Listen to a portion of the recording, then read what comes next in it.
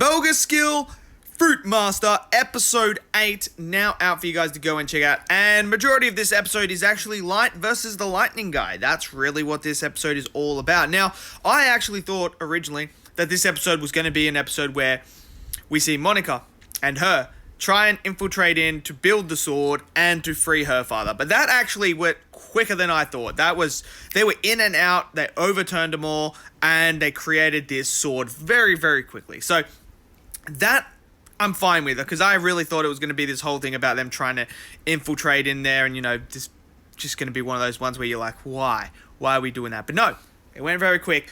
They get the sword. Meanwhile, Light is getting absolutely destroyed by this guy right now. And Monica gives him the sword.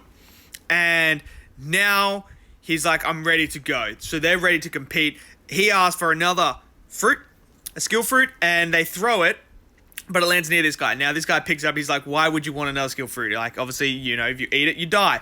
So he charges in, puts it in Light's mouth, and says, look, you have two options.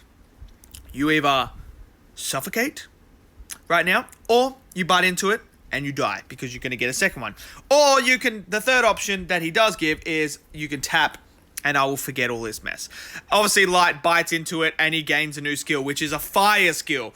And then we get this epic moment where Light and him go head to head. He summons like this lightning demon. He summons this fire lion, and they go at it. Now, one of the issues I have with with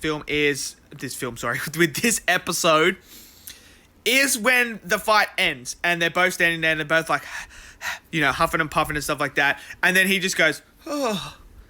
It kind of looked weird. I was kind of like, oh, okay. It's one of those ones. It kind of gave me the Dark Knight Rises death vibe, when Talia Ghul dies.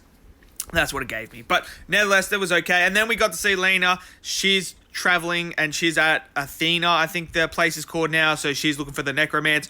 Also, that Holy Sister, yeah, she ain't one to be trusted. What is that thing in the mirror that she's looking at with like the red and blue, like galaxy looking fire thingy, whatever it is? What is going on with her? I don't trust the Holy Sister. But overall, animation was decent. The story was decent. I have no real issues with it. I just think it's a pretty standard episode of anime. I don't think it was anything outrageous. I think the fight was decent.